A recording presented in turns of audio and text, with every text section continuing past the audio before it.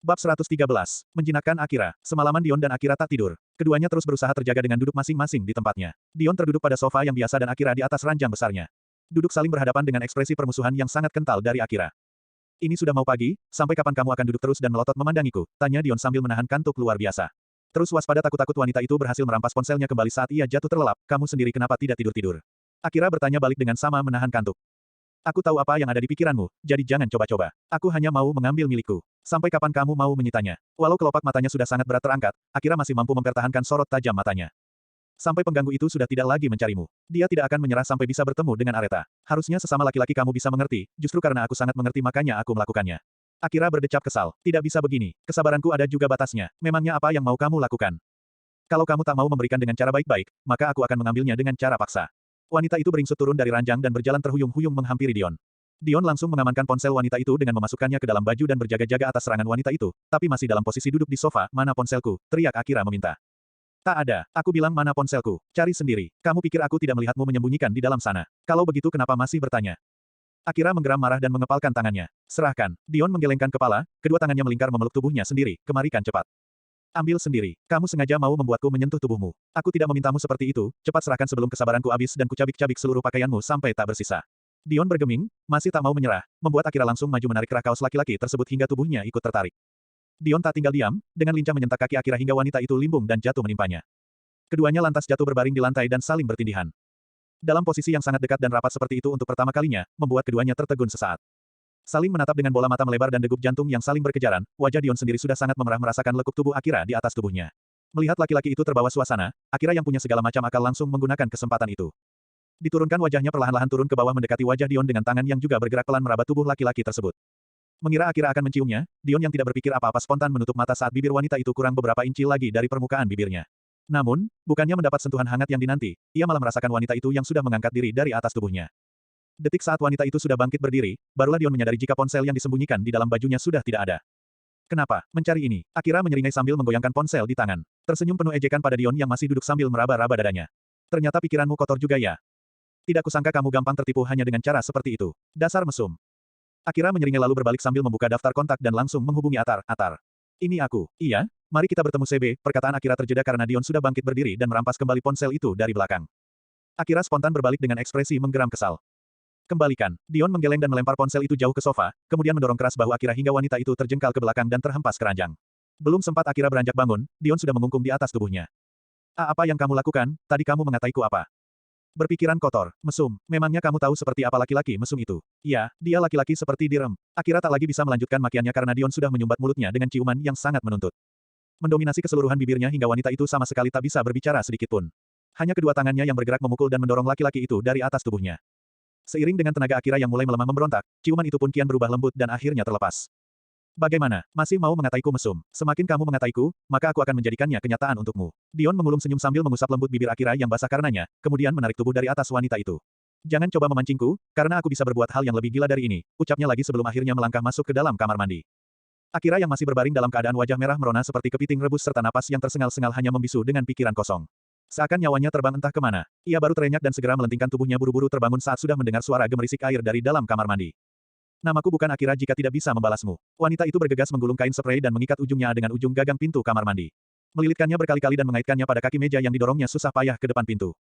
Selamat tidur di dalam sana, ketusnya menyumpahi sambil menepuk kedua tangan, kemudian berbalik, meraih botol air dari dalam kulkas dan menyiram sedikit ke tangannya guna membasuh matanya yang sudah sangat berat terbuka, agar lebih segar.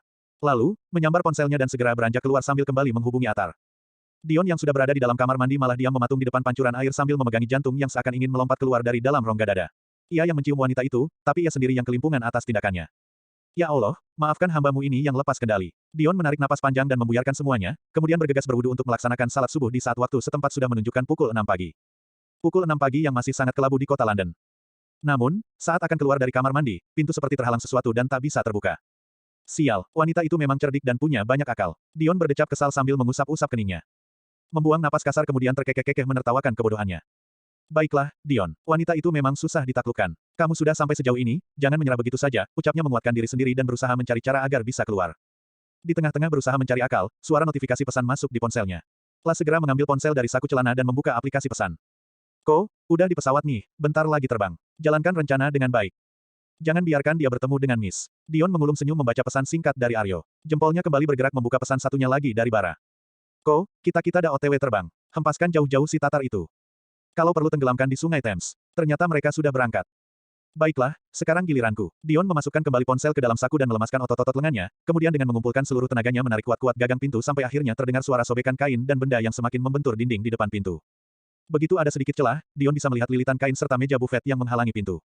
Astaga, benar-benar terniat dia, gumamnya geleng-geleng kepala. Sementara Akira yang sudah duduk mencapai lobi langsung bertemu dengan Atar yang sudah lebih dulu menunggu di sana. Cepat sekali kamu datang, tanya Akira terkejut, aku terpaksa pindah menginap di hotel ini juga. Oh, pantas. Akira mengangguk dan mendudukkan tubuhnya pada sofa di lobi tersebut. Atar pun ikut duduk pada sofa di seberangnya. Kamu baik-baik saja. Tadi ku dengar kamu dan... Atar menggantung perkataannya dengan memandangi keseluruhan penampilan Akira. Wanita yang duduk dengan wajah kuyu dan mata panda. Aku baik-baik saja. Tadi hanya ada masalah kecil. Laki-laki itu, tenang saja, dia saat ini tak bisa apa-apa. Jadi, katakan cepat apa yang ingin kamu tanyakan. Reta, aku hanya ingin tahu di mana dia sekarang. Sudah aku katakan dia masih di Indonesia. Indonesia itu luas, Ra. Tepatnya di mana? Tolong katakan. Atar membujuk dengan sangat. Penampilannya tak kalah kacaunya dari Akira. Lingkaran hitam di bawah matanya lebih gelap dan terlihat cekung. Rambut-rambut halus mulai tumbuh berantakan di area mulut hingga ke bawah dagu. Bahkan sepertinya bobot tubuhnya yang biasa terlihat kekar kini menyusut. Reta dikirim bulan madu di kampung suaminya. Di mana? Di kampung. Atar tampak terkesiap dan tak percaya. Benar-benar di kampung laki-laki itu. Akira mengangguk pelan. Iya, di sebuah pedesaan. Di mana letak persisnya tempat itu? Sayangnya aku juga tidak tahu. Aku hanya dengar jika tempatnya lumayan jauh terpencil. Apa ayahnya tidak berpikir jernih, bisa-bisanya dia mengirim Reta ke tempat asing seperti itu dan bersama laki-laki asing yang baru ditemui putrinya. Akira hanya menghela napas dibuatnya. Terselip rasa tidak suka mendengar laki-laki di hadapannya malah mengatai ayah angkatnya. Ini sepenuhnya salahku dan Reta sampai kami terjebak seperti ini. Dedi hanya menghukum kami dengan caranya. Tapi tetap saja, Reta pasti setengah mati di sana. Dia wanita kota, tentu saja tidak terbiasa hidup di desa dengan segala keterbatasan. Dengan makanannya, dengan lingkungan dan orang-orang di sana. Ya Tuhan. Bagaimana keadaan Retaku di sana? Setidaknya kita berdoa saja, jika dia di sana baik-baik saja. Reta pasti bisa menjaga diri dengan baik. Tidak bisa, aku tidak bisa membiarkan dia berdua saja dengan laki-laki itu. Aku harus mencarinya walau harus susah payah. Katakan apa lagi yang kamu ketahui. Pasti kamu pernah melihat profil lengkap seluruh karyawan bukan? Aku hanya membaca sekilas profilnya. Aku hanya berfokus pada riwayat pendidikannya karena dia karyawan yang dipromosikan dari kantor cabang. Cabang mana? Akira baru akan menjawab saat kemudian suara Dion terdengar mengambil alih dan menjawab pertanyaan tersebut. Kamu, bagaimana caranya kamu bisa keluar? Bola mata Akira menatap terheran-heran. Dion hanya tersenyum simpul menjawab pertanyaan calon istrinya. Ia lebih memfokuskan pandangan pada Atar. Mau alamat yang lebih lengkap? Atar mengerutkan keningnya, kemudian mengangkat satu alis memandangi Dion penuh selidik. Kenapa tiba-tiba kamu berubah pikiran? Aku hanya tidak suka kamu terus-menerus menemui calon istriku. Jika kamu mencari alamat Kai, maka akan aku berikan dengan lengkap, langsung ke rumah keluarganya. Apa aku bisa mempercayai kata-katamu? Itu terserah kamu. Yang jelas aku sudah mau berbaik hati, tapi kalau kamu ragu, ya, tak usah. Berikan alamatnya. Dion mengulum senyum dan akhirnya memberitahukan alamat Kai di desa. Akira mengerjapkan mata memandangi dua laki-laki tersebut bergantian. Kamu tidak sedang menipuku bukan? Tidak, sepertinya itu alamat yang benar, potong Akira cepat. Aku pernah dengar dari ibunya jika ia memang tinggal di daerah perkebunan teh. Lanjutnya membenarkan, Atar mengangguk pada Akira dan kembali memandangi Dion. Bisa ulang lagi? Tanyanya sambil bersiap memasukkan alamat ke dalam ponsel pintarnya. Alamat sudah kamu dapatkan, sekarang bisa tinggalkan kami jauh-jauh. Kembalilah ke Indonesia dan cari mantan tunanganmu itu sampai dapat. Tenang saja, Atar bangkit berdiri sambil memasukkan ponsel ke dalam saku. Waktuku terlalu berharga jika hanya digunakan untuk mengganggu kalian. Baguslah, silakan angkat kaki dari hotel ini, Atar mendengus dan menyentak longkot hitam berkelasnya. Tanpa kamu usir, aku memang akan segera pergi, ucapnya sebelum akhirnya berbalik dan melangkah dengan tubuh tegapnya ke arah lift. Dari sudut lobi lainnya, seorang wanita yang merupakan asistennya tempo hari terlihat berlari menyusul. Kenapa kamu berubah pikiran? Tanya Akira terheran-heran. Kenapa? Bukannya ini yang kamu harapkan? Dion bertanya balik. Bukannya kamu menentang keras mereka bertemu. Aku sadar, itu urusan mereka. Aku ingin fokus dengan urusan kita berdua. Akira menyeringai sinis. Memangnya apa urusan kita berdua? Pernikahan. Cek. Akira berdecap dan geleng kepala. Kasihan, masih mimpi kamu. Silakan tidur kembali, Pak Dion Hirawan, seperti kamu masih ngelindur. Akira mendelikkan mata lalu berbalik, tapi tubuhnya tiba-tiba sudah terayun di udara dan dibawa pergi. Apa yang kamu lakukan? Turunkan aku. Bukannya kamu menyuruhku tidur kembali. Lalu kenapa mengangkatku? Aku ingin tidur denganmu. Brengsek. Turunkan aku. Akan kuturunkan kalau sudah diranjang. Bola mata Akira melebar penuh. Bab 114. Mulai luluh. Akira terus memberontak dan menjambak-jambak rambut Dion. Turunkan atau aku akan teriak sekarang juga. Ancamannya. Silakan teriak, kamu juga yang malu. Kamu tidak malu dipandangi orang-orang. Kenapa harus malu? Mereka, kan tahunya kita pasangan pengantin baru yang sedang bulan madu. Coba lihat orang-orang itu, mereka tersenyum-senyum melihat kita. Bukan, tunjuk Dion menggunakan sorot mata ke arah orang-orang yang melihat mereka. Mata Akira bergerak refleks mengikuti arah tunjuk itu dan membuatnya semakin menggeram kesal. Lepaskan atau aku akan benar-benar teriak dan berbuat onar. Silakan saja, aku bisa membungkam mulutmu dengan cara yang sama tadi di kamar. Bagaimana? Kita ini bukan di Indonesia. Melakukannya di depan umum di sini bukan hal yang tabu. Mau mencoba? Spontan kedua tangan Akira terangkat membekap mulutnya. Terpaksa dia membisu dan pasrah pada Dion yang membopongnya masuk ke dalam lift dan terus membawanya kembali ke kamar. Hanya bola matanya yang melotot menunjukkan protes luar biasa, tapi tak digubris sama sekali oleh Dion. Dion baru benar-benar menurunkan wanita itu saat sampai di depan ranjang. Melempar wanita itu berbaring ke tengah ranjang begitu saja dan ikut menghempaskan tubuhnya. Dasar gila, Akira memaki lantang dan segera mengangkat tubuh turun dari ranjang, tapi tangan Dion dengan lincah menariknya hingga terjatuh kembali berbaring di ranjang. Terbaring telentang tepat di samping Dion yang sudah berbaring dengan nyaman. Apa yang kamu lakukan? Gusar wanita itu. Tidur. Kenapa menarikku? Sudah kubilang, aku ingin tidur denganmu. Jangan harap aku mau. Akira memberontak melepaskan tangan Dion dari tubuhnya, tapi laki-laki itu mencengkeram pinggangnya dengan sangat kuat. Tenanglah Akira, kalau kamu tak mau diam, aku tidak hanya akan mengajakmu tidur saja. Memangnya apa yang bisa kamu lakukan? Hal yang bisa dilakukan oleh laki-laki dewasa dan wanita dewasa. Lepaskan brengsek, teriak Akira lantang sambil memukuli dada Dion membabi buta. Dion menghela napas kasar dan langsung menggulingkan tubuh naik ke atas wanita itu. Jadi, kamu benar-benar ingin melakukan lebih dari sekedar tidur saja, jangan berani macam-macam denganku. Kalau aku berani, aku akan melapor pada ayahku. Ayahmu justru akan senang mendengarnya. Kamu, jadi, mau tenang atau terus mengamuk sepanjang pagi? Apa yang kamu mau? Aku hanya mau tidur, benar-benar tidur. Aku mengantuk. Izinkan aku tidur memelukmu. Jika tidak, aku tidak akan hanya memeluk. Pilih mana? Akira menggeram kesal. Ingin melawan, tapi sejujurnya ia juga lelah dan sangat mengantuk. Pelan, akhirnya ia mengangguk. Baiklah, kita tidur saja. Hanya tidur. Nah, begini kan bagus. Dion kembali menggulingkan tubuhnya ke samping. Berbaring di samping Akira dengan satu tangan melingkari pinggang Akira dan satu tangannya lagi menyusup di bawah kepala wanita itu dan menariknya masuk ke dalam dekapan. Ingat, hanya tidur, jangan melakukan lebih. Akira kembali memperingatkan. Iya, aku sangat mengantuk. Jadi diamlah dan coba untuk tidur juga, lirihnya yang sudah memejamkan mata. Dengan jantung yang berdebar-debar kencang dan tak normal, Akira akhirnya mencoba memejamkan mata. Tidak lama suara dengkuran halusnya terdengar. Dion membuka mata dan mengulum senyumnya. Dasar wanita keras kepala, rutuknya, mengecup ringan kepala wanita itu dan kembali memejamkan mata. Keduanya akhirnya sama-sama terlelap di buai mimpi. Saat Dion berhasil memeluk Akira, Kai pun memeluk Aretha dengan sangat eratnya. Hanya saja pelukannya itu berbeda. Laki-laki yang masih saja menggunakan sarung itu memeluk istrinya karena panik dan gugup saat pesawat lepas landas dan semakin menukik bergerak naik melawan gravitasi bumi. Kai yang seumur hidup tak pernah naik pesawat menjadi tontonan penumpang lainnya karena suara teriakannya yang terus memekik melafalkan berbagai macam doa-doa keselamatan.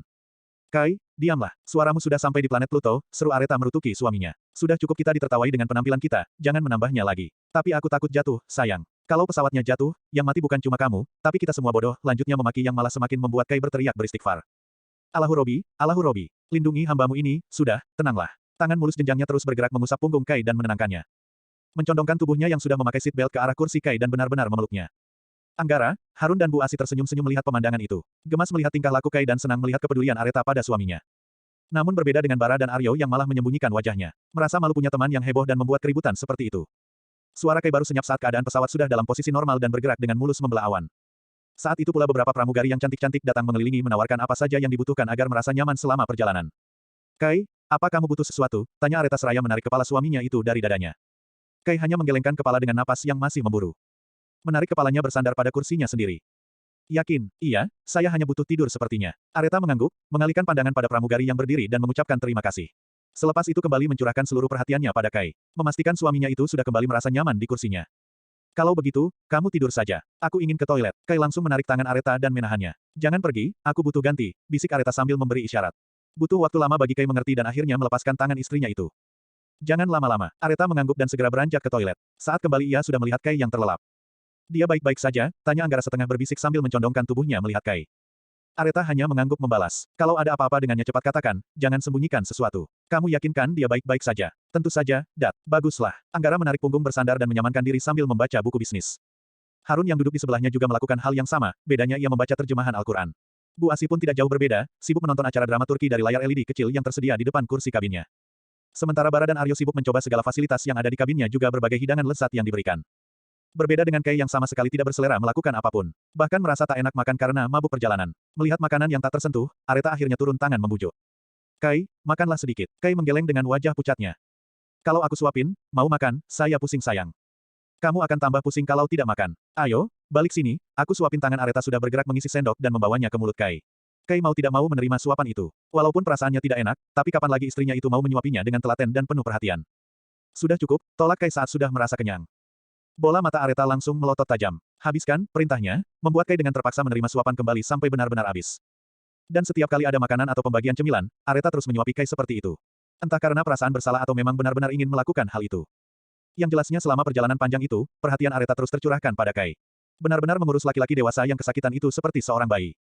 Saat pesawat sudah terbang sangat-sangat jauh di atas negara asing entah di mana, saat gelap gulita karena malam yang sangat pekat di luar sana, Areta samar-samar mendengar suara Kai menggigil kedinginan. Wanita yang senantiasa terjaga itu sontak terbangun dan bergerak memeriksa suhu tubuh Kai. Terkejut mendapati suhu tubuh Kai yang tinggi, ia dengan panik segera beranjak dari kursinya menemui pramugari dan meminta obat padanya. Kai, panggilnya seraya menepuk-nepuk pelan pipi Kai membangunkan. Kai mengerjap dan perlahan membuka mata. Minum dulu obat ini. Saya baik-baik saja. Mana ada orang baik-baik saja tapi mengigau, saya mengigau. Mengigau apa? Mengigau kalau pramugari itu cantik-cantik. Kai mengulum senyumnya. Idih, malah senyum lagi. Cepat minum obatnya. Sini. Kai mengambil obat yang Areta berikan dan lekas meminumnya. Sudah puas, Nyonya. Areta memutar bola mata. Tentu saja, jangan sampai kamu hanya menjadi beban di Swiss. Jadi kamu terbebani. Tentu saja, tapi kamu mengurusiku. Ger, itu karena ada Dedi di sini. Kembali Kai mengulum senyumnya.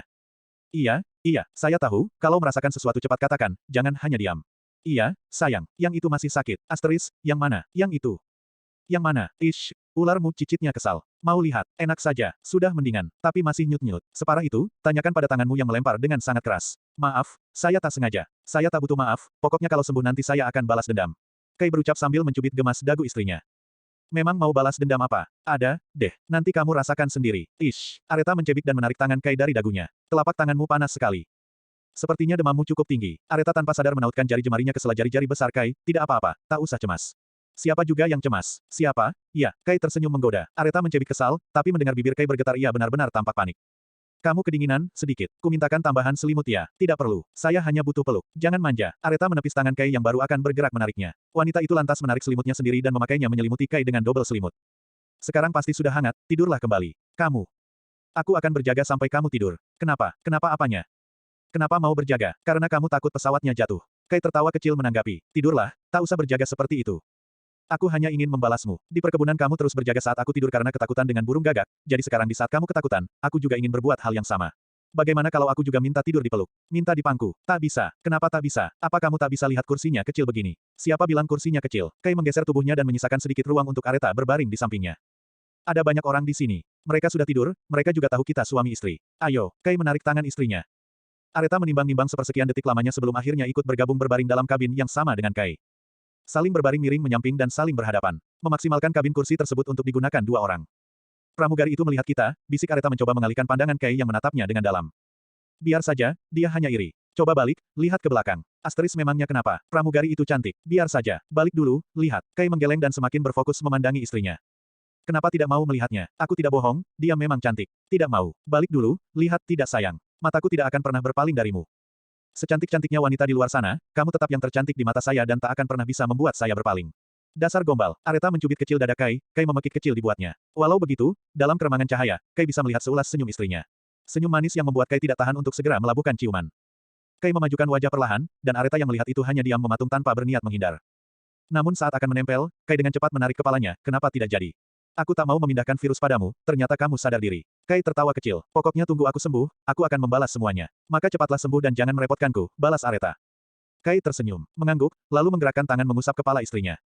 Sekarang kita tidur saja, peluk, bisik Areta manja.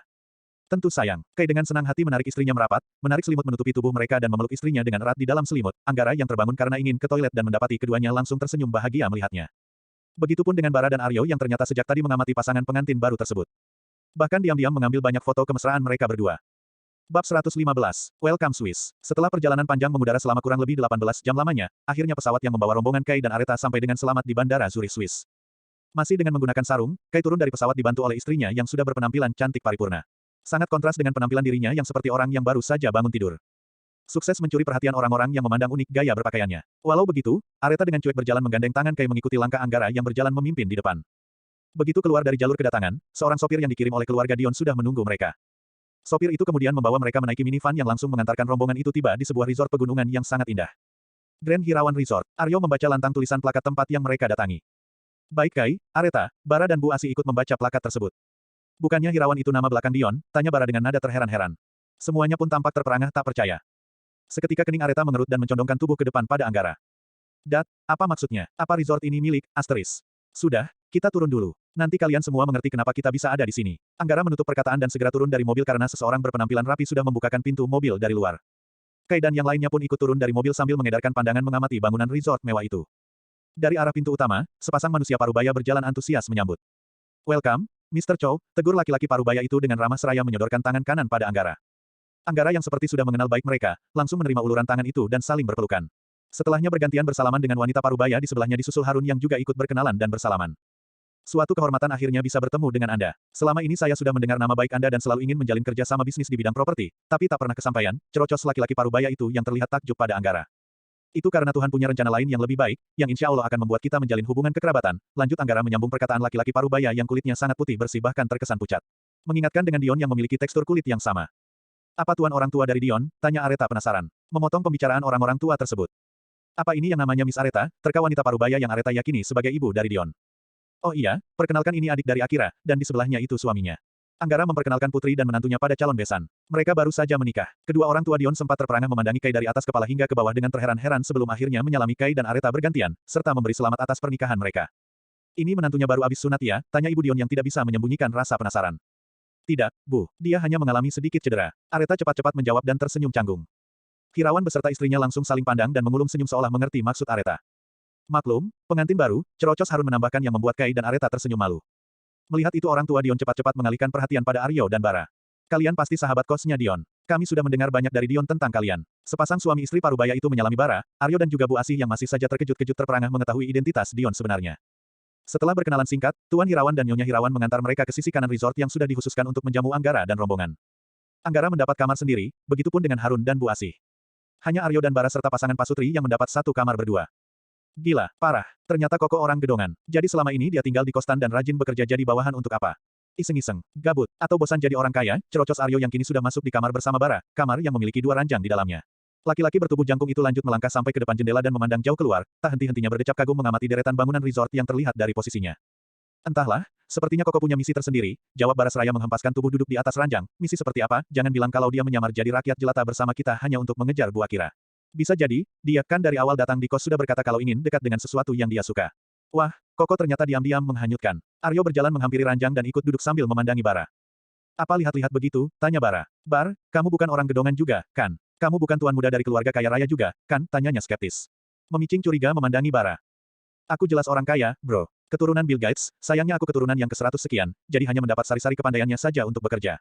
Aryo langsung tergelak dan terbahak-bahak. Syukurlah kalau begitu, aku ada temannya. Kalau kamu jawab orang kaya juga, kucekik kamu sekarang juga. Aryo dan Bara terkekeh bersama. Keduanya terus saja menggibahi kedua kawan mereka yang bernasib baik. Sementara di kamar lainnya, Kai masuk kamar langsung menghempaskan tubuh berbaring ke tengah ranjang dan merilekskan otot-ototnya.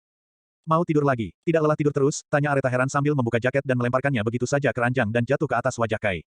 Kai yang mencium aroma parfum istrinya dari jaket tersebut langsung bangun duduk dan menyengir penuh arti memandangi istrinya, kenapa senyum-senyum genit begitu. Sayang, coba kasurnya, yuk. Rasanya empuk. Kedua alis Kai bergerak naik turun dengan tangan yang bergerak menepuk-nepuk ranjang. Areta langsung mengedikkan kedua bahunya. Asteris jangan macam-macam. Ularmu saja masih sakit sudah berpikir aneh-aneh. Memangnya kamu pikir saya mau apa? Saya hanya mengajakmu berbaring mencobanya. Ngeles aja kamu. Areta menoyor kepala Kai hingga Kai terhuyung ke belakang dan jatuh berbaring kembali. Gak ada baring-baring, aku mau berendam air hangat. Lanjutnya seraya berjalan ke arah kamar mandi. Kai langsung mengangkat tubuh terduduk memandangi punggung istrinya. Sayang, ikut boleh. Sembuhin dulu ularmu, pekik Areta sebelum akhirnya menutup pintu. Gelak tawa Kai terdengar menyusul. Awas kamu, begitu sembuh tak akan kuberi ampun. Kai tertawa geli sendiri dengan pikiran kotornya. Kembali membaringkan tubuh dan membayangkan adegan iya bersama istrinya. Astagfirullah, kenapa aku jadi semakin tidak sabaran begini? Kai mengusap kasar wajahnya. Tersenyum-senyum malu berguling-guling di ranjang. Tapi kemudian terhenti saat merasakan ularnya yang masih sedikit ngilu. Baru akan menyingkap sarung untuk memeriksa, suara ketukan pintu membuat Kai urung melakukannya dan segera bangkit berdiri membuka pintu. Di depan ambang pintu, Anggara sudah berdiri bersama seorang laki-laki bule di sampingnya. Reta mana? Tanyanya. Dia sedang mandi, ayah. Ada apa? Baguslah, ayo, ikut Dedi. Kemana? Memeriksakan keadaanmu. Saya tahu ada yang tidak beres dengan itumu. Dia dokter yang akan memeriksamu, ucapnya sambil melirik pada laki-laki berambut coklat terang di sampingnya.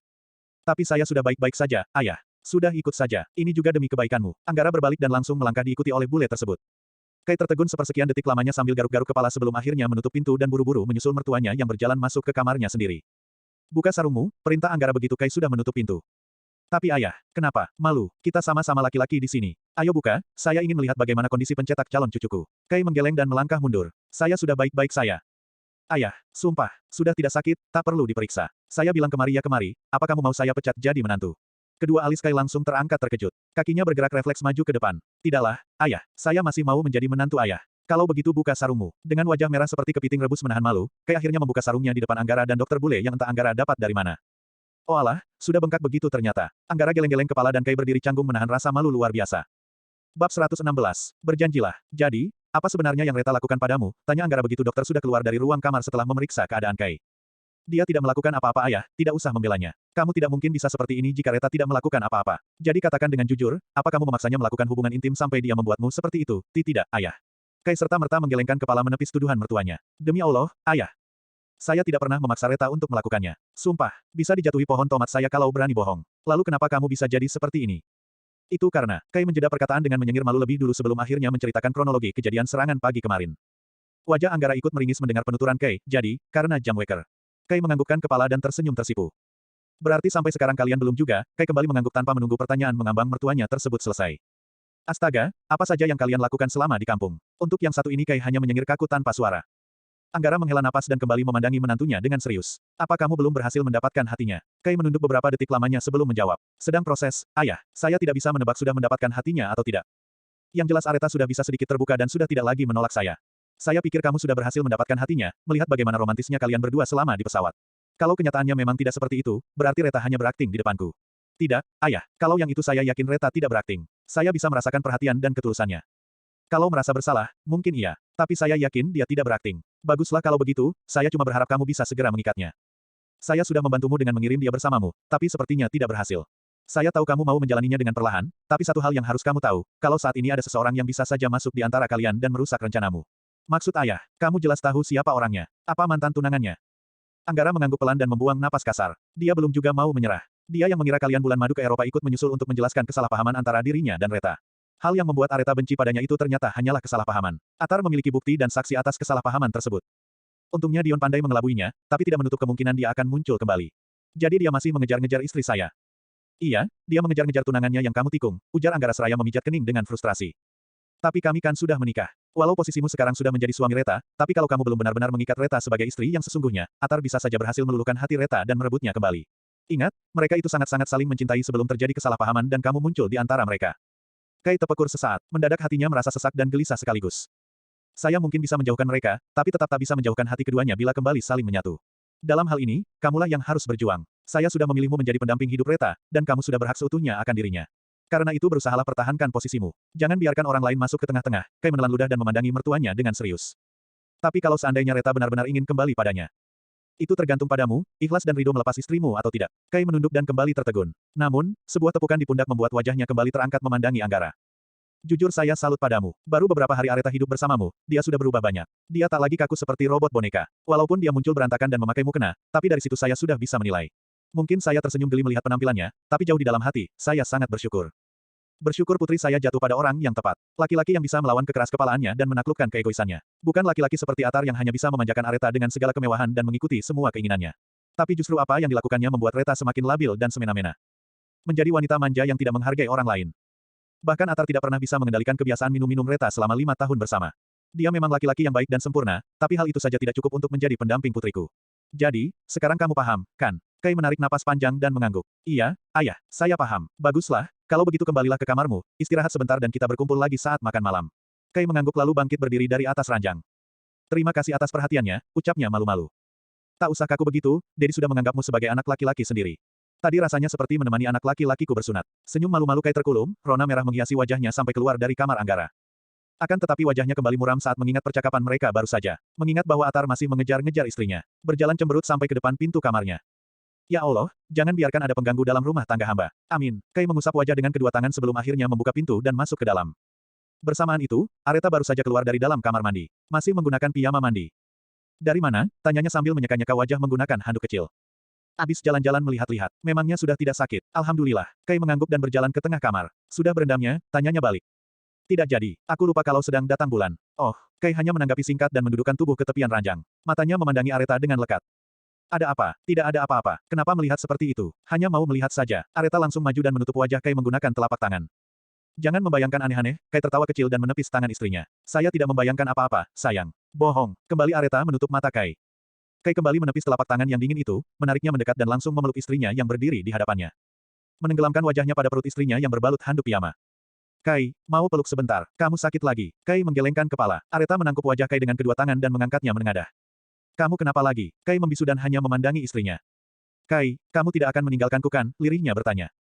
Kamu ini bertanya apa? Kai menggelengkan kepala dan kembali memeluk perut istrinya. Berjanjilah tidak akan meninggalkanku, sayang. Astaga, kamu ini bicara apa? Sudah sana, aku mau pakaian. Areta melepaskan tangan Kai dan berbalik mengambil pakaian dari dalam koper. Kemudian berjalan kembali ke arah kamar mandi. Apa kamu harus berpakaian di dalam sana? Jadi maumu aku berpakaian di sini? Saya, kan bukan orang lain. Saya suamimu dan sudah berkali-kali melihat tubuhmu. Tapi tetap saja, kita belum sampai di tahap seterbuka itu. Kai menghela napas panjang dan menunduk. Ya, terserah kamu sajalah. Areta yang merasa aneh kembali mendekat dan meraba kening Kai. Tidak panas, apa kamu masih jet lag? Kenapa bicaramu aneh-aneh? Aneh bagaimana? Tidak biasanya kamu tenang begini. Memangnya saya biasa bagaimana, usil dan jahil. Jadi kamu mau diusili? Kai tersenyum menggoda dan menaik turunkan alisnya. Enak saja. Areta mendengus kesal dan berbalik badan, tapi Kai langsung menarik pinggangnya dan merebahkannya ke ranjang.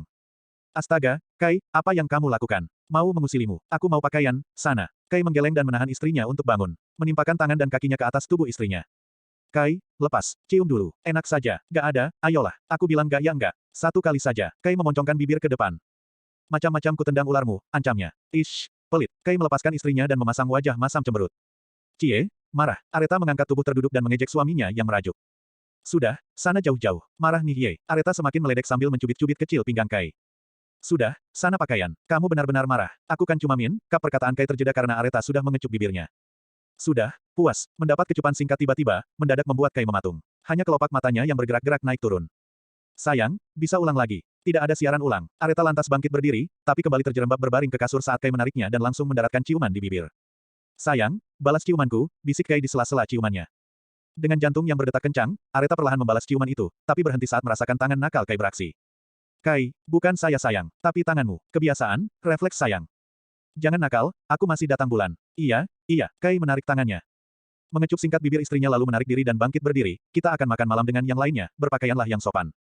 Saya mau mandi dulu, bab 117. Makan malam bersama. Selesai berpakaian, gantian Areta yang kini datang ke kamar Anggara. Mengetuk pintu kamar ayahnya yang baru selang beberapa detik sudah langsung terbuka. Ya, nak, suara Anggara terdengar beriringan dengan pintu yang terbuka dan tampak terkejut mendapati putrinya sendiri yang berdiri di depan pintu. Oh, kamu, ucapnya mengira Kai yang datang kembali. Memangnya Dedi menunggu siapa? Oh, tidak menunggu siapa-siapa. Di mana suamimu? Dia sedang mandi, Dat. Apa Areta bisa masuk? Tentu saja, masuklah. Anggara membuka lebar pintu dan membiarkan Areta masuk lalu menutup pintu kembali. Ada apa? Mana ponsel Reta? Belum waktunya, Dat. Satu kaki Areta terangkat menghentak lantai, kedua alisnya saling menaut menunjukkan protes. Dedi tidak bisa seenaknya menyita barang pribadi Reta. Memangnya untuk apa? Reta mau memeriksa pekerjaan Reta, Dat. Menghubungi semua mitra bisnis Reta dan memeriksa semua laporan pels. Tak perlu, Dedi yang akan mengurus semuanya sementara waktu. Bukannya Dedi juga punya perusahaan sendiri. Punya banyak bisnis lainnya. Kenapa malah mengurusi pekerjaan Reta? Dedi sudah punya banyak orang kepercayaan pada perusahaan, Dedi sekarang tinggal mencari penerus saja dan mengawasi kehidupanmu dan Akira. Dat, Reta sudah bukan anak kecil. Tidak perlu lagi diawasi. Lagi pula Reta sudah menikah. Makanya kalau tidak mau diawasi lagi, berikan Dedi cucu secepatnya agar Dedi punya sesuatu yang bisa diawasi. Oh my god, Dedi. Areta membuang napas kasar lalu berjalan menghampiri jendela dan mendudukkan tubuh pada dudukan profil yang menjorok pada bingkai bawah jendela.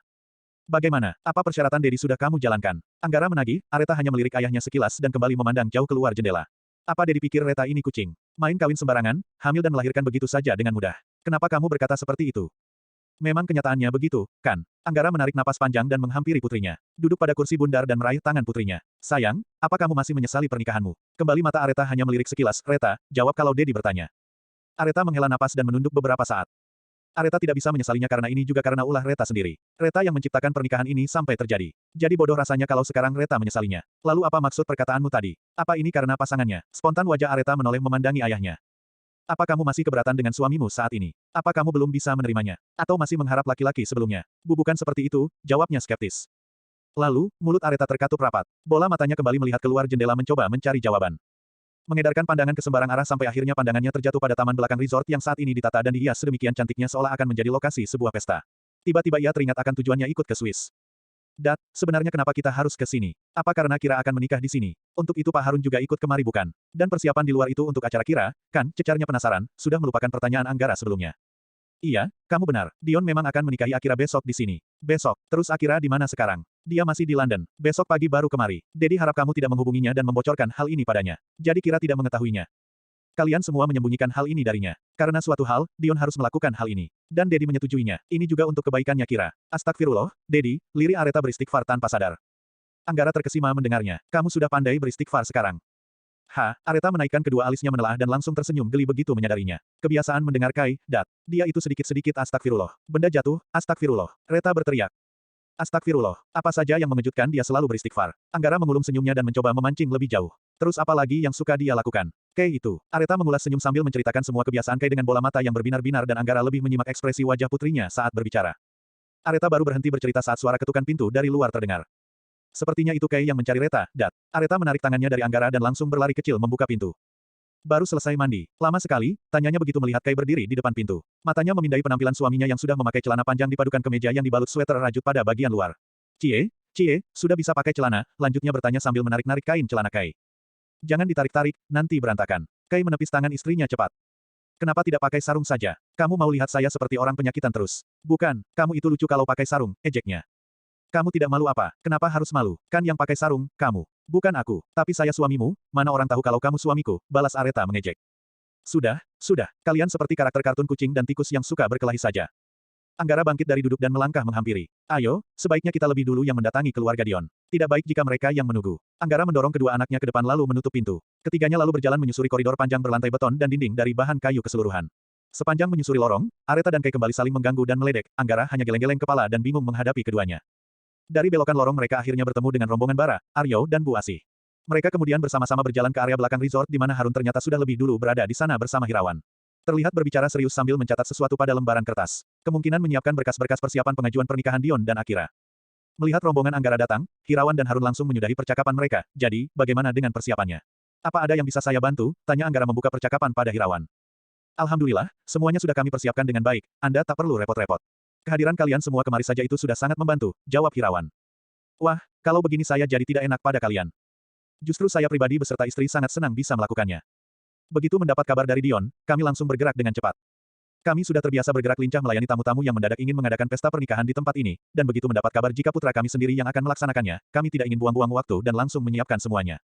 Terima kasih. Beruntung sekali putri saya bisa masuk dalam keluarga Anda. Walau sudah mengetahui latar belakangnya, kalian masih bersedia untuk menerima lamaran saya. Tuan Chow, tak usah membahas hal itu. Kami tidak pernah mempermasalahkan asal-usul Nak Akira. Bagi kami apa yang menjadi pilihan putra kami, maka akan kami dukung selagi itu sesuatu yang baik untuknya. Apalagi jika Anda ada di baliknya. Justru saya yang sangat merasa bersyukur. Tuan Hirawan bisa saja. Kalau begitu kita sama-sama bersyukur. Anak-anak kita bisa bertemu, lebih tepatnya, Dion yang sudah lama mengejar-ngejar putri Tuan Chow. Kening Anggara mengerut menunjukkan keterkejutannya. Benarkah? Bagaimana kalau kita semua langsung ke meja makan saja, kita mengobrol sambil menyantap malam, ucap Hirawan mempersilakan dan menuntun semuanya berpindah tempat ke sebuah gazebo mewah di tengah taman. Terdapat meja panjang dengan banyak kursi di tengah gazebo tersebut. Di ujung gazebo terdapat pantry kecil dengan banyak peralatan memasak serta pembakaran dan terlihat 3 orang chef sedang bekerja menciptakan sebuah seni dan cita rasa dari masakan yang dibuatnya. Sementara di samping meja panjang itu sudah berdiri Ibu Dion yang terjun langsung menata peralatan makan. Sepertinya Ibu Dion itulah yang campuran keturunan Swiss melihat garis-garis wajahnya yang hampir serupa dengan penduduk lokal setempat. Melihat rombongan tamunya datang, wanita parubaya yang masih terlihat cantik itu langsung menyambut dengan ramah. Semuanya lantas menempati kursi yang tersedia. Kei duduk berdampingan bersama Areta, di sampingnya ada Anggara dan Harun. Sementara di seberang meja Kei berhadapan dengan Aryo, di samping Aryo duduk Bara, Bu Asih serta Hirawan dan istrinya. Santapan malam mereka dibuka dengan hidangan appetizer, yang berupa sup kental bercampur makaroni dan lelehan keju yang dihidangkan langsung oleh chef yang memasaknya. Bagi Anggara dan Areta yang sudah biasa tentu saja menikmatinya dengan penuh kenikmatan. Berbeda dengan lainnya yang tersenyum-senyum canggung sambil memandangi makanan mereka. Sayang ini pakai yang mana, bisik Kei pada istrinya. Kebingungan melihat deretan alat makan di samping mangkuk. Pakai dari yang terluar, oh, begitu. Kei manggut-manggut dan meraih sendok bulat dengan cekungan yang agak dalam dan menggunakannya. Melihat Kei, Bara dan Aryo langsung mengikuti mengambil sendok yang sama. Bar, ini namanya apa? Bisik Aryo sambil mengaduk-aduk sup kental berwarna kekuningan. Gak tahu, makan saja. Tapi tampilannya kena pakai muntahan kucing. Has, sembarang. Coba dulu. Mungkin rasanya enak, kamu yang coba duluan. Bara menyendok sup itu dan mencicipi. Raut wajahnya langsung berubah-ubah. Bu Asih yang dari tadi ternyata menyimak langsung merapat ke Bara dan berbisik. Gimana rasanya? Unik, Bu. Unik bagaimana? Bisik Bu Asih dan Aryo bersamaan. Melihat tamunya yang saling berbisik, Ibu Dion angkat suara. Ayo. Silakan dimakan. Mudah-mudahan hidangan kami cocok dengan selera. Kalau ada yang kurang, tolong katakan. Sangat lesat, Bi, jawab Areta. Bagaimana yang lain? Tanya Ibu Dion lagi seraya menoleh memandangi yang lainnya. Aryo dan Bara menyengir. Enak kok tante. Enak sekali. Tapi di sini ada nasi tidak? Ucap keduanya bergantian yang membuat Areta hampir tersedak makanannya sendiri. Ia lantas menoleh memandangi suaminya yang sepertinya punya pemikiran yang sama dengan kedua kawannya itu. Oh, kalian mau nasi? Ada. Nyonya Hirawan lantas bangkit berdiri dan menghampiri sang chef. Tidak lama berselang hidangan berbahan dasar nasi datang ke meja. Hanya saja warnanya tampak kuning dan bertekstur lengket. Areta bergerak lebih dulu menerima piring pertama dan meletakkannya di depan Kei. Ini namanya risotto. Areta menjelaskan sebelum Kei sempat bertanya. Risotto, ulang Bu Asih seraya menerima piring kedua. Bukan, Bu. Risotto. Ibu Dion membenarkan. Risotto. Ya Allah, Bu. Jangan ingat cucian dulu. Rinso itu buat noda membandel. Ini risotto, ucap Harun. Risotto, Pak. Areta meralat. Oh, Lis Sotoy. Lah, kenapa jadi Is Sotoy, Bu? Tanya Aryo terheran-heran memandangi ibu kosnya, yang lainnya langsung terkekeh-kekeh. Risotto, Bu. Risotto. Bara mencoba mengeja. Oke, oke ibu paham. Risotto kan, suka-suka ibu ajalah, seru Areta kesal. Bab 118. Rahasia Dion. Suara tawa terdengar mengisi keheningan taman belakang. Makan malam itu berlangsung dengan mengalir hangat. Oh, iya, apa maksud Anda tadi yang berkata jika Dion sudah lama mengejar putri saya? Tanya Anggara kembali ke topik. Iya, Tuan Chow, putra kami sudah lama mengejar-ngejar Akira. Memangnya Dion sudah mengenal Akira sejak kapan? Setahu kami sudah sejak mereka masih remaja. SMP mungkin ya, Mam. Hirawan mencari tahu pada istrinya. Iya, sejak SMP. SMP. Ketemu di mana? Tanya Areta penasaran. Semua mata langsung berfokus terarah pada ibu Dion. Menanti wanita parubaya itu bercerita. Sebenarnya Dion itu dulunya tidak bergaul sama sekali dengan anak-anak lainnya. Bukan karena tidak mau, tapi karena takut, keseringan dibuli. Dibuli. Dion dibuli, Tante, tanya duo bujang bersamaan. Iya, Dion itu dari kecil hobi makan, apa saja asalkan makanan pasti dimakannya. Masih sama sampai sekarang Tante, cerocos Aryo menyela. Oh, ya, kebiasaannya itu memang belum bisa berubah. Nyonya Hirawan tertawa kecil mengingat putranya. Karena itu dulu tubuhnya tumbuh sangat subur. Karena tubuhnya yang gendut dan bulat penuh seperti bola, baik di sekitar rumah dan sekolah, semua anak membulinya. Oleh karena itu, Dion tumbuh menjadi anak yang introvert, lebih memilih mengurung diri dan menghabiskan waktu di kamar untuk membaca buku apa saja dan terus belajar dan belajar. Dia jadi tertutup pada semua orang dan sangat pendiam. Pada kami orang tuanya saja hanya bicara jika ditanya. Kami sampai beberapa kali memindahkan dia ke sekolah-sekolah terbaik tapi hasilnya tetap sama, dia tetap saja dibuli dimanapun. Sampai suatu hari, Dion pulang-pulang sekolah langsung bercerita panjang lebar mengenai siswi baru di sekolahnya. Katanya anak perempuan yang baru pindah dari China itu membantunya melawan anak-anak yang membuli dirinya.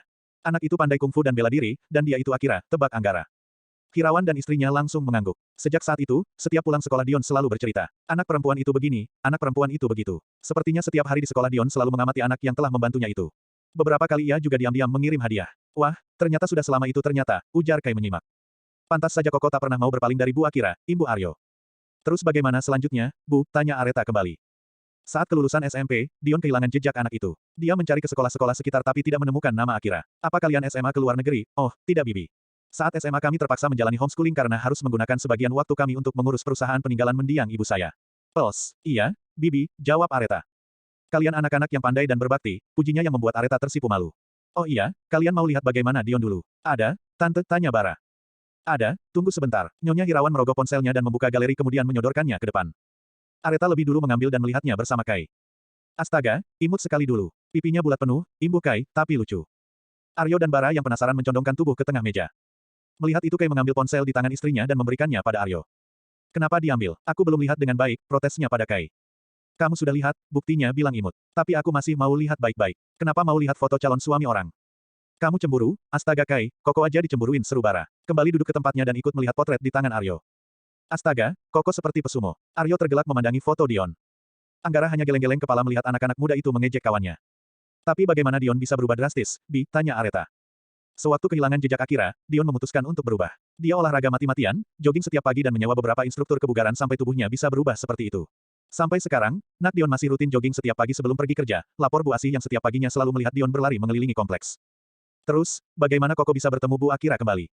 Dion kembali bertemu Akira tanpa sengaja saat menemukan nama Akira di daftar pengunjung di tempat fitness, Dion langsung mencari-carinya sampai ketemu. Sejak saat itu dia sering membuntutinya hingga sampai di apartemen. Dion yang saat itu harusnya melanjutkan usaha keluarga di sini, dia malah minta izin untuk bekerja di Pulse. Awalnya kami keberatan, tapi kami tidak bisa memaksa jika hatinya tidak di sini. Kami pun memberikan izin padanya untuk mandiri. Akhirnya dia benar-benar bekerja sebagai karyawan di perusahaanmu. Nyonya Hirawan memandangi Areta dan tersenyum. Maaf kalau selama ini Dion mungkin berbuat kesalahan dan terima kasih sudah mau menerimanya di perusahaanmu. Tidak, Bibi. Dion salah satu karyawan terbaik. Dia berbakat dan cerdas juga jujur dan disiplin. Karena itu dia yang memegang data keuangan Pulse. Saya beruntung mendapat karyawan seperti dirinya. Areta balas tersenyum, Tante, Dion ada adik cewek tidak? Celetuk Aryo dengan penuh harap. Bara langsung menyikut perut Aryo. Apa-apaan sih Yo, malu-maluin saja, bisiknya malu. Namanya juga usaha, balasnya berbisik. Aduh, sayangnya tidak ada anak. Yang ada kakak perempuan. Kenapa memangnya? Gak apa-apa Tante, teman saya ini cuma iseng tanya saja, jawab Bara. Sudah, kalian lanjut makannya, tegur Anggara. Mereka semua kembali lanjut menyantap sajian main course yang disajikan oleh chef sambil terus bercakap-cakap ringan dan diakhiri dengan hidangan dessert yang manis sebagai penutup. Sehabis makan malam, mereka pun terpecah. Para orang tua berkumpul pada salah satu ruangan di resort itu membahas pengurusan pernikahan Dion dan Akira. Sementara anak-anak muda berkumpul di depan kolam renang dan duduk pada kursi santai anyaman yang di atasnya terdapat payung-payung lebar. Ternyata Dion juga pernah dibully, senasib dengan masa lalumu. Aku juga tidak menyangka kalau Dion ternyata sudah lama menyukai Kira. So sweet banget ternyata, puji Areta berbinar-binar, saat ini ia duduk satu kursi bersama Kai. Kalau saya, tanya Kai. Kalau kamu kenapa, saya juga romantis, kan? Mana ada? Areta memutar bola mata. Dion itu cintanya sudah tumbuh sejak SMP, cinta remaja yang menjadi cinta sejatinya Akira. Zaman sekarang mana ada orang yang cintanya bertahan selama itu? Ada. Siapa? Saya? Memangnya kamu mencintaiku sejak kapan? Baru juga sebulanan, dengusnya. Itu awalnya, tapi insya Allah atas izin Allah saya akan mencintaimu sampai akhir hayat. Itu juga namanya cinta sejati, kan? Areta menangkup wajah Kai dengan kedua tangan. Beda. Beda dari mana? Pokoknya beda. Kai ikut mengangkat tangan dan menangkup pipi istrinya. Jadinya, pasangan pengantin baru itu saling menangkup wajah, sama sayang, justru cinta yang akan berjalan ke depannya itu yang menjadi penentu. Tidak peduli berapa lama kisah yang lalu, yang terpenting itu apa yang ada saat ini dan ke depannya, ucap Kai sepenuh hati, keduanya saling pandang. Seolah saling menyelami perasaan masing-masing, terbawa suasana, wajah keduanya saling mendekat, sampai ketika hampir menempel, dua orang yang terlupakan jika berada di sana, langsung menyeletuk. Bar, pindah planet, yuk. Sepertinya kita kesasar di sini. Sabar, yo. Orang jomblo memang cuma ngontrak di bumi. Kai dan Areta langsung saling menarik tangan dan menggeser duduk menjauh. Maaf, lupa kalau kalian ada di sini ucap Kai malu, tak apa, suaminya bos. Anggap kami di sini cuma nyamuk. Memang di Swiss ada nyamuk, tanya Aryo. Coba perhatikan, ada nyamuk tidak? Goblok, kita ini nyamuknya. Nyamuk Indonesia yang lagi healing ke Swiss. Areta yang menjaga wibawa mau tak mau ikut tertawa mendengarnya. Miss bisa tertawa juga ternyata, kamu pikir aku robot, selama ini kan Miss memang robot pemarah, ups. Bara cepat-cepat menutup bibirnya. Kamu bilang apa barusan? Nada suara Areta naik satu oktav dengan mata melotot. Buru-buru Kai menarik pinggang istrinya dan mengusap wajahnya. Jangan galak-galak pada kawanku. Mereka sekarang di sini kawanku, bukan karyawanmu. Tapi dia mengataiku Kai. Protesnya manja. Iya, sayang. Tapi gak usah melotot begitu. Kai mengusap sayang pipi istrinya. Biasakan selalu ramah pada orang. Gak baik bersikap ketus. Kenapa malah membela mereka? Areta merajuk dan Kai semakin menarik istrinya merapat. Aryo dan Bara kompak saling pandang. Yuk, nyebur ke kolam aja, yuk. Biar sekalian jadi ikan saja di sini. Areta kembali ingin marah tapi Kai langsung bangkit berdiri dan menarik tangan istrinya. Sayang, kita pergi saja dari sini. Mau kemana? Di depan tadi saya lihat ada minimarket, kamu mau makan mie instan di sana, mau?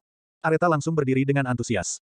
Ikut, Kai, saut Aryo dan Bara bersamaan. Gak boleh. Areta langsung menarik Kai berjalan. Aryo dan Bara diam-diam menyusul mereka sambil beberapa kali memotret dan merekam mereka, seperti CCTV dadakan. Bab 119. Kedekatan bersama. Ngapain rekam-rekam mereka? Tanya Bara. Biar ada dokumentasi pendekatan mereka, ada-ada saja. Cepat-cepat, mereka udah nyebrang. Bara dan Aryo terus berlari menyusul sampai akhirnya ikut masuk ke minimarket. Ngapain ikut ke sini? Minta traktir dong, Miss. Gaji kalian mau kupotong. Sayang, Kai menegur istrinya.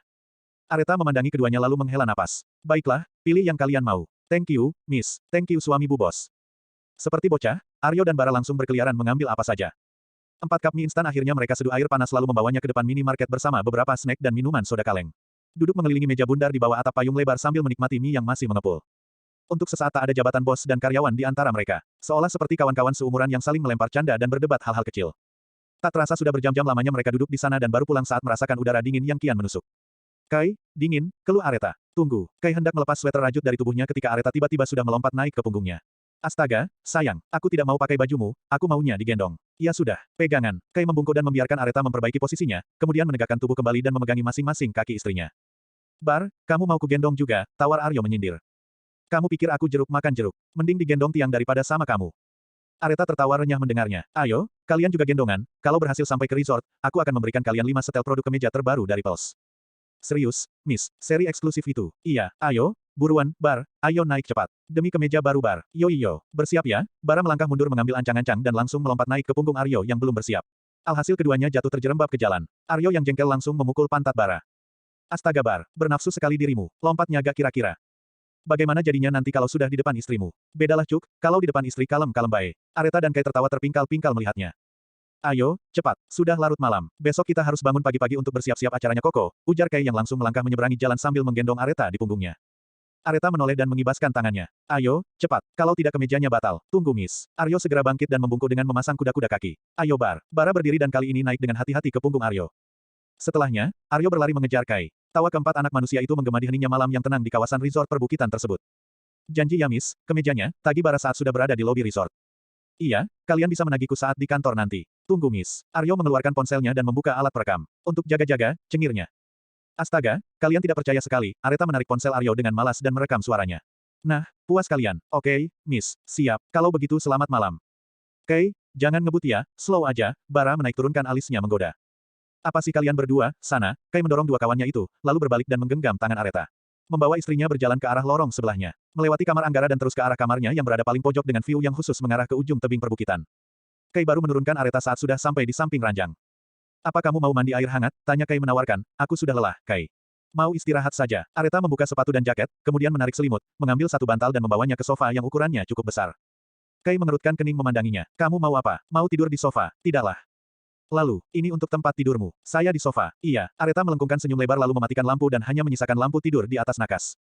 Kok kembali ke sofa lagi? Untuk sementara kamu tidak boleh tidur di dekatku dulu, perintahnya seraya merebahkan tubuh ke ranjang. Lah, kenapa malah kembali ke pengaturan awal? Tidak ada protes. Pokoknya kamu tidur di sana. Kai merengut cemberut. Tak terima, ia kembali mengambil selimut serta bantal itu dan membawanya ke ranjang. Langsung melompat naik berbaring di samping istrinya. Astaga, Kai. Aku bilang kamu tidur di sofa untuk sementara waktu. Tapi kenapa? Mau tahu alasannya? Iyalah sayang. Kita sudah cukup dekat, masa kembali tidur pisah lagi? Areta bangkit duduk dan memandangi Kai yang ngotot tidur bersamanya. Justru karena kita semakin dekat, makanya kusuruh tidur di sana. Kalau tidak, kamu sepanjang malam akan terus menggangguku. Kalau ularmu sampai bangun, yang repot kamu juga. Setelah itu apa? Kamu akan mandi tengah malam lagi. Bagus kalau sekali. Kalau sampai berkali-kali, bisa-bisa bangun besok kamu demam lagi, aku akan repot lagi mengurusmu. Mendengar penuturan istrinya, Kai langsung menggelayut manja ke atas paha istrinya. Tuh, kan. Enggak akan sampai segitunya juga, sayang. Saya janji gak akan nakal. Asal tidur di sini, ya. Gak ada. Kamu kembali ke sofa. Sayang, boleh ya? Gak boleh, Kai. Please, ya, ya. Saya akan tidur seperti patung. Sumpah. Areta mendelikkan mata. Mencebik dan akhirnya mengangguk. Baiklah, tapi langsung tidur. Iya, sayang. Ini langsung mau tidur kok. Kai menarik selimut dan memejamkan mata. Areta menghela napas sebelum akhirnya membaringkan tubuh kembali. Ingat, jangan macam-macam. Gumam Kai membalas seperti orang yang benar-benar sudah mengantuk. Areta memutar tubuh memunggungi dan memejamkan mata. Selang beberapa menit, Kai menggeser tubuh perlahan-lahan mendekat. Kai, takut jatuh, sayang. Saya tidurnya terlalu di ujung. Tidak lama, Kai kembali bergerak merapat. Kai, ini sudah tidur, sayang. Kai terus bergerak sampai punggung Areta membentur dadanya. Kai, tegur Areta. Suaranya naik beberapa oktav. Dingin sayang, cari kehangatan. Ya, sudah, tidur. Ini juga sudah mau tidur. Areta kembali memejamkan mata, tapi kembali terbuka saat merasakan tangan Kai menyusup masuk di balik kaosnya. Kai. Saya tidak melakukan apa-apa, sayang. Lalu apa yang ada di dalam bajuku ini? Dia bergerak sendiri, sayang astaga, Kai. Areta menarik tangan Kai keluar dari bajunya, tapi tangan itu kembali lagi menyusup masuk. Kiak, Kai, apa yang kamu pegang? Areta memekik kegelian. Dingin sayang, biarkan dia mencari kehangatannya sendiri. Tapi tidak pegang itu Jukiak, Kai, kemana tanganmu itu? Sus, diam, sayang. Ayah bisa mendengar teriakanmu. Dinding kamar ini hanya kayu. Makanya lepaskan tanganmu. Tidak bisa, tempatnya sudah pas. Lepas tidak, saya akan tidur. Tapi lepas dulu tanganmu. Sudah melengket, susah terlepas. Astagfirullah, benar-benar kamu. Areta menarik paksa tangan Kai keluar dari dalam sana lalu berbalik dan mendorong kasar suaminya hingga Kai jatuh tersungkur ke lantai. Sayang, kok gitu protesnya? Kok gitu? Sudah dibilang jangan nakal, masih nakal juga. Sana, tidur di sofa. Gak mau. Kai kembali melompat naik dan berbaring. Kai, saya sudah tidur. Mana ada? Cepat pindah. Neruk. Kai berpura-pura mendengkur. Astaga, Areta mendengus kesal, menarik selimut serta bantal dan memilih pindah ke sofa. Merebahkan tubuhnya di sana dan memejamkan mata. Kai bangkit duduk dan memandangi istrinya. Sayang, sudah, kamu di sana saja. Kai cemberut dan menggaruk-garuk kepala. Kembali membaringkan tubuh tapi tidur dengan gelisah. Ia akhirnya bangun dan menghampiri istrinya. Ya, sudah, kita gantian. Kamu keranjang, biar saya saja di sini, aku sudah ngantuk Kai. Malas pindah, tapi saya tak bisa membiarkanmu di sofa, sayang. Areta menggeleng dan memutar tubuh menghadap ke bagian sandaran sofa. Semakin bergelung di dalam selimut dan menyamankan diri. Sayang, pindah, yuk, bujuk Kai sambil mengusap lengan istrinya lembut. Kamu nakal, saya janji tidak akan nakal lagi. Pindah ya, Areta kembali hanya menggelengkan kepala. Walau begitu, Kai membopong tubuh istrinya dan memindahkannya kembali ke ranjang. Menyelimutinya rapat-rapat, mencium keningnya lalu beranjak turun hendak ke sofa. Kai, kamu kemana? Areta menoleh sambil mengucek matanya. Pindah ke sofa, sayang. Jangan jauh-jauh. Sini, di sampingku. Tadi diusir, sekarang dipanggil. Kai bersungut-sungut tapi tetap melangkah kembali ke ranjang dan naik di samping istrinya. Mau peluk, tapi tanganmu jangan nakal. Iya, sayang. Sekarang tidurlah, jangan nakal, iya, tadi saya hanya mengusilimu. Sekarang tidurlah. Areta mengangguk dengan binar mata yang hanya tersisa 5 watt, mengangkat kepala naik ke lengan Kai dan memejamkan mata kembali. Tangan Kai pelan mengusap kepala hingga turun ke punggung istrinya. Saya mencintai dan menyayangimu di dalam setiap doa, bisik Kai di wajah istrinya, kemudian membacakan doa keselamatan, mengecup singkat ubun-ubun wanita tersebut dan akhirnya ikut memejamkan mata. Bab 120. Menjebak Akira. Waktu masih menunjukkan pukul 6 pagi saat Dion sudah tampil rapi di depan pintu kamar Hotel Akira. Berdiri sambil mengetuk pintu kamar tersebut dengan sabar. Dion pikir, Akira sudah mulai luluh sejak kejadian tidur berpelukan waktu itu, tapi ternyata wanita itu malah semakin keki padanya. Jangankan bicara, melihat wajah Dion pun enggan. Bahkan seharian kemarin mereka tidak saling jumpa karena Akira sempat menghilang entah kemana. Dion yang panik dan cemas sampai mengelilingi boroh kota London mencarinya dan baru kembali ke hotel saat tengah malam buta. Akan tetapi begitu sampai di hotel, ternyata info dari resepsionis hotel mengatakan jika Akira sudah sejak sore kembali ke kamarnya. Dion bahkan semalaman berdiri mengetuk pintu kamar Akira, tapi wanita itu sama sekali tidak memunculkan dirinya. Hal itu tentu saja membuat Dion kesal setengah mati. Sama halnya dengan pagi ini, wanita di dalam sana masih tak mau membukakan pintu. Akira, teriak Dion memanggil sambil terus mengetuk pintu. Masih tak mendapat sambutan dari dalam sana, Dion akhirnya mengambil kunci duplikat dari dalam saku yang sudah dimintanya pada pihak hotel. Menarik napas panjang dalam-dalam, Dion mengumpulkan seluruh kesabarannya sebelum akhirnya membuka pintu dan masuk ke dalam kamar. Suasana kamar yang sedikit gelap menyambutnya di dalam sana. Dilihatnya wanita itu masih bergelung nyaman di dalam selimut tebal. Dion geleng-geleng kepala melihat calon istrinya itu dan melanjutkan langkah ke jendela. Menyibak tirai-tirai jendela dengan lebar agar cahaya bisa masuk ke dalam. Namun, karena cuaca di luar masih kelabu dan tidak cukup membuat penerangan masuk ke dalam kamar, Dion beralih menyalakan lampu. Cahaya lampu yang terang benderang itu akhirnya mengusik tidur Akira dan membuatnya bangun tergesa-gesa saat melihat Dion sudah berdiri di samping ranjangnya. Astaga, kenapa kamu bisa ada di dalam sini? Mata Akira melotot terkejut. Dari mana saja kamu kemarin? Kenapa tidak mengangkat-angkat teleponku? Cecar Dion, bukan urusanmu. Apa kamu tahu aku keliling London mencarimu seharian karena panik dan cemas? Tak ada yang menyuruhmu melakukan itu. Astaga, Dion mengangkat kedua tangan mengusap wajah. Berusaha keras menormalkan kestabilan emosi dan memupuk kesabaran. Memijat keningnya lalu kembali memandangi Akira. Aku tentu saja melakukannya karena kamu tanggung jawabku di sini. Aku bisa jaga diri sendiri. Dion menghela napas panjang dan memilih terdiam memandangi calon istrinya. Kenapa melihatku seperti itu? Dan lagi kenapa kamu masuk tanpa izin? Keluar, bentaknya seraya menunjuk ke arah pintu. Dion kembali menghela napas kemudian menarik selimut Akira. Bangunlah dan bersiap-siap, ucapnya dengan nada datar tanpa tekanan. Siapa kamu main perintah-perintah? Akira menarik selimut dan berbaring kembali. Calon suamimu. Akira yang kesal kembali bangun duduk dan menatap Dion dengan geram. Hello, kamu masih belum bangun, masih mimpi. Aku, kan sudah katakan kalau aku tak akan pernah mau menikah denganmu. Tidak akan pernah. Titik. Kamu dengar, iya, Ibu Akira yang terhormat. Tidak perlu berteriak seperti itu, telingaku masih bekerja dengan baik. Menikah atau tidak, bukan kamu lagi yang menentukannya ataupun aku, tapi kedua keluarga kita. Jadi sekarang bangun dan bersiap-siap. Hah, kamu sudah gila. Dengar, kamu itu bukan siapa-siapaku, kamu itu karyawan biasa di kantor, posisimu jauh di bawahku, tidak seharusnya kamu yang memerintah. Jadi jangan sok mengatur. Kalau tidak mau diatur, jangan jadi wanita keras kepala. Ayo, bangun. Aku masih ngantuk. Keluar kamu. Akira kembali membaringkan tubuhnya dengan cuek dan menarik selimut. Aku sudah meminta dengan baik-baik, jadi jangan salahkan aku jika berbuat jauh. Memangnya kamu mau apa? Tanpa berucap, Dion merapat ke ranjang dan langsung membopong tubuh Akira bersama dengan selimutnya. Astaga, apa yang kamu lakukan? Teriak Akira terkejut.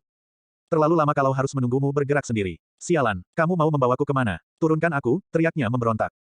Membawamu untuk mandi. Brengsek, aku bisa sendiri, cepat turunkan aku. Dion akhirnya menurunkan Akira di depan pintu kamar mandi. Wanita itu langsung melompat sehingga menjatuhkan selimutnya dan mendorong Dion dengan kasar. Tatapan matanya dipenuhi sorot penuh permusuhan dengan napas tersengal-sengal memburu. Berbanding terbalik dengan sikap Dion yang tenang dan santai.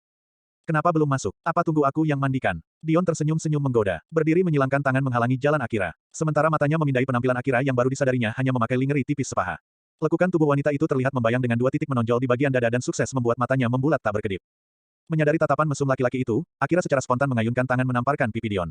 Plak, brengsek, kamu. Dengan wajah merah merona menahan amarah dan malu, serta kedua tangan yang menyilang menutupi tubuh depannya, Akira berlari masuk ke dalam kamar mandi lalu membanting pintu dengan keras. Walau terkejut, Dion mengulas senyum sambil mengusap dada, kemudian mendekati pintu dan mengetuk. Mandinya jangan lama, aku akan tetap menunggu di sini. Kalau lama aku yang masuk memandikanmu, teriaknya. Fuck you, go to the hell, balas Akira dari dalam sana dengan meledak-ledak. Bukannya tersinggung, Dion malah terkekeh-kekeh dan geleng-geleng kepala. Memijat ringan keningnya lalu berjalan kembali ke dekat ranjang dan membantu membereskan barang-barang Akira yang berhamburan. Namun, raut wajah putihnya tiba-tiba merona merah saat tangannya menemukan set pakaian dalam atas dan bawah wanita itu yang berada di atas ranjang. Astaga, apa tadi dia tidak memakai dalaman? Bola matanya melebar maksimal memandangi benda tipis berenda itu. Otak mesumnya traveling sesaat membayangkan bentuk isi dari pakaian dalam di tangannya. Astagfirullah, sejak kapan otakku jadi mesum begini? Cepat-cepat dilemparkannya pakaian dalam itu jauh-jauh lalu mengusap wajah tampannya dan menggeleng-gelengkan kepala membuyarkan pikiran kotor di otaknya. Menghempaskan tubuh duduk ke tepian ranjang dan menempelkan telapak tangan ke bagian jantungnya yang berdebar-debar 3 kali lebih cepat. Astaga, baru lihat begituan saja aku sudah kacau dan hilang pikiran. Bagaimana kalau lihat isinya? Bisa pingsan entar. Dion lagi-lagi menarik napas panjang. Ia kemudian merogoh sakunya dan mengeluarkan 2 buah tablet obat berwarna putih dan menoleh ke arah nakas. Memandangi sebuah botol jus kemasan kesukaan Akira yang berada di atas nakas tersebut lalu kembali mengalihkan perhatian pada tablet di tangannya. Cukup lama batinnya berperang sambil menimbang-nimbang akan menggunakannya atau tidak, sampai akhirnya ia bangkit berdiri dan mendekati nakas. Tidak ada jalan lain, gumamnya pada akhirnya. Mengambil botol tersebut dan memasukkan 2 tablet yang semalam dibelinya dari apotek. Ya Allah, aku tidak berniat jahat dengan ini. Aku hanya ingin semua berjalan dengan lancar. Hamba mohon restui apa yang hamba rencanakan hari ini, walau hatinya sebenarnya menolak melakukan hal itu, tapi Dion tidak punya pilihan lain. Tangannya dengan lincah mengocok ringan botol itu dan kembali meletakkannya ke tempat seperti semula. Tepat setelah ia kembali duduk ke tepian ranjang, pintu kamar mandi pun terbuka dan Akira berjalan keluar dengan wajah masam. Aku sudah mandi, sekarang keluar dari sini, usirnya. Tidak sebelum kamu bersiap-siap, aku tidak mungkin berpakaian dengan kamu duduk di sini. Memangnya kamu mau melihatku berpakaian? Kamu bisa berpakaian di kamar mandi, jawab Dion, tidak dibantah. Astaga, kenapa kamu jadi sok mengatur begini? Aku bilang akan berpakaian, jadi keluar sekarang. Aku tak bisa mempercayaimu. Sekarang cepat bersiap-siap. Memangnya mau kemana sampai kamu memaksaku bersiap-siap? Ke Swiss. Swiss. Bukannya hari ini kita akan ke Swiss. Kamu lupa. Aku tahu, tapi jadwalnya jam 1 siang nanti, tanyanya balik. Pihak tur kemarin menelepon, katanya penerbangannya dipercepat. Kenapa dia tidak menghubungiku? Akira yang sedang memakai handuk piyama berjalan ke nakas dan meraih ponselnya.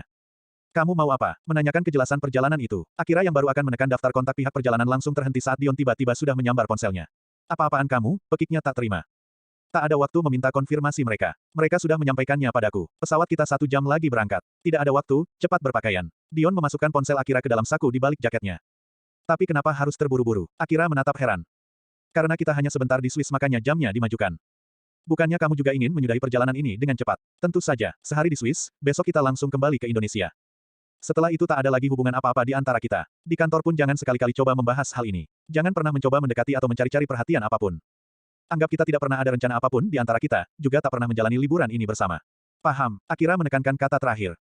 Oke, whatever you want, jawab Dion singkat dan padat. Akira membuang napas kasar, berjalan meraih botol minuman dan membukanya. Meneguknya sekali, lalu beralih mengambil pakaiannya dan masuk ke dalam kamar mandi kembali. Kurang dari 5 menit, wanita Jepang itu sudah keluar dalam balutan dress semi-formal yang elegan membungkus tubuh sintalnya. Setelah mengemasi barang-barangnya, keduanya pun meninggalkan hotel menggunakan taksi hitam menuju Bandara Heathrow. Sepanjang perjalanan menuju bandara hingga masuk duduk pada kabin pesawat dan terbang mengudara, Akira sudah berkali-kali meneguk minuman jus kemasannya hingga tandas tak bersisa. Melihat itu Dion tersenyum-senyum simpul sendiri sepanjang perjalanan. Kenapa dengan wajahmu itu? Tanya Akira yang merasa terganggu dengan senyum laki-laki itu. Kenapa? Terlihat tampan? Tanya Dion balik, penuh percaya diri, Akira langsung memutar bola mata dan membuang muka ke arah jendela pesawat, tapi tidak lama kembali melirik Dion yang masih saja tersenyum-senyum. Kening Akira mengerut dengan mata memicing. Apa kamu merencanakan sesuatu? Tanyanya curiga. Dion hanya mengedikkan kedua bahunya, enggan menjawab. Membuat Akira mendengus kesal dan kembali melihat keluar jendela sambil sesekali menguap lebar. Aneh, kenapa aku mengantuk sekali? Gumamnya sendiri yang membuat Dion mengulum bibir menyembunyikan senyuman. Astaga, kenapa dengan mataku? Akira mengusap-usap wajahnya berkali-kali dan mencoba melebarkan pandangan tapi matanya semakin meredup. Ia lalu menoleh curiga pada laki-laki yang duduk di sampingnya. Apa yang kamu lakukan padaku? Memangnya kamu kenapa? Aku dari tadi duduk tenang di sampingmu, tidak melakukan apa-apa. Kamu lihat sendiri, kan? Akira kembali mendengkus kesal. Menyandarkan punggung dan memejamkan mata, tapi kembali membuka mata dan buru-buru mengambil botol minum yang sudah kosong dari kantung kursi di depannya. Memandang lekat satu-satunya botol minuman yang diminumnya sejak tadi dengan rakus. Astaga, kenapa aku tidak menyadarinya? Rutuknya pada diri sendiri lalu melirik Dion dengan tatapan tajam seolah ingin menguliti laki-laki itu. Apa yang sudah kamu campurkan di minumanku? Tanyanya curiga.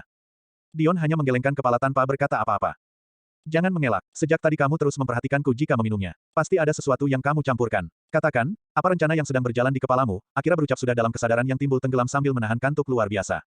Namun, seberapa keras pun usahanya mempertahankan kesadaran, matanya tetap jatuh terpejam. Akira masih bisa merasakan pesawat yang mendarat sempurna juga Dion yang bergerak mengangkat tubuhnya saat semuanya menjadi gelap dan ia sudah tidak mengingat apa-apa lagi. Maaf, Akira, ini satu-satunya cara agar kamu bisa ikut dengan tenang. Terima kasih bagi yang sudah menonton, jangan lupa like, komen, share dan subscribe, karena like, komen, share dan subscribe itu gratis. Jangan lupa juga untuk menyalakan loncengnya, agar tidak ketinggalan bab berikutnya. Salam sehat buat semuanya, semoga rezekinya lancar, amin.